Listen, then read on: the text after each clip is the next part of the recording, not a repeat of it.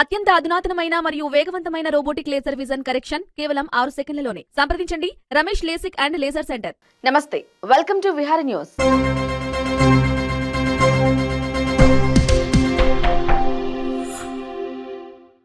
సార్వత్రిక ఎన్నికలు సమీపిస్తున్న నేపథ్యంలో అధికార వైఎస్ఆర్ కాంగ్రెస్ పార్టీలో అభ్యర్థుల ఎంపిక ప్రక్రియ పతాక స్థాయికి చేరుకుంటోంది. ఇప్పటికే కొన్ని లోక్సభ, అసెంబ్లీ నియోజకవర్గాలకు కొత్త ఇన్ఛార్జ్లను నియమించింది. 4 విడతల్లో జాబితాలు వెలువడ్డాయి. 5వ లిస్టుపై కసరత్తు పూర్తయింది. నేడు రేపో ఈ జాబితా వెలువడొచ్చు.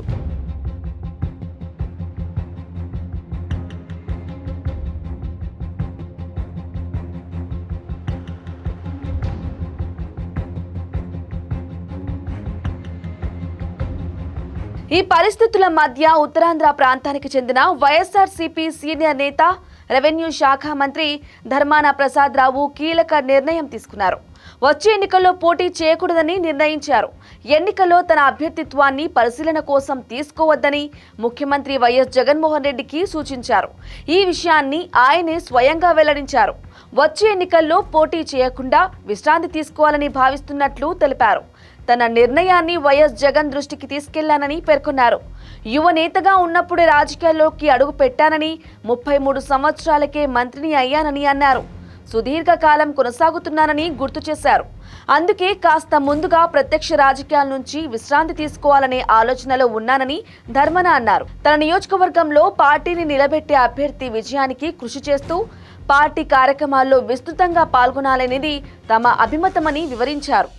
తన నిర్ణయాన్ని వైఎస్ జగన్ కు వివరించారని అన్నారు. దీనికి జగన్ సానుకూలంగా లేరని, తాను విశ్రాంతి తీసుకుంటానంటే ఒప్పుకోవట్లేదని ధర్మాన చెప్పారు. ఈ ఒక్కసారి పోటీ చేయాలని, విశ్రాంతి గురించి ఆ తరువాతి ఎన్నికల నాటికి చూద్దామని జగన్ కోరారని అన్నారు. ఈ విషయంలో ప్రజలు తీసుకునే నిర్ణయానికి కట్టుబడి ఉంటానని ఆయన వ్యాఖ్యానించారు.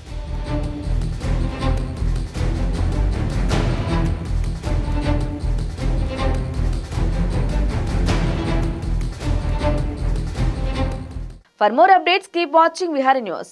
ఓ ప్రజాస్వామ్యం నడించాలి, మన జీవితాలు బాగుపడాలని చెప్పంటే ఆరోగ్యకరమైన చర్చ, ఆలోచన పెంచే చర్చ కావాలి.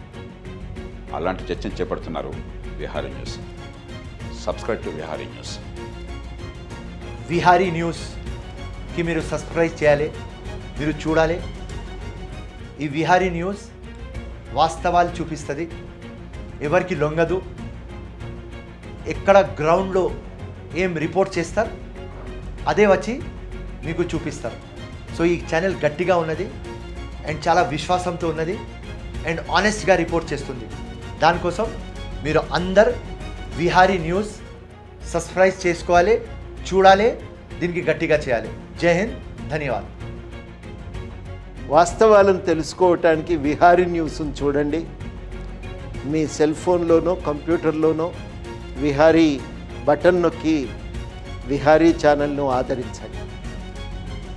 ప్రజల సమస్యలపైన, ప్రజల పక్షాన ప్రజలకి వాస్తవాలు తెలియజేస్తూ అనేక ఇంటర్వ్యూలు చేసి ప్రజలకి చేరుగా ఉండవలసి ఉంటున్న ఏదైతే విహారీ ఛానల్ని అందరూ తెలంగాణలో ఉన్న ప్రజలు, నిరుద్యోగులందరూ కూడా సబ్స్క్రైబ్ చేయవలసిందిగా కోరుతున్నారు.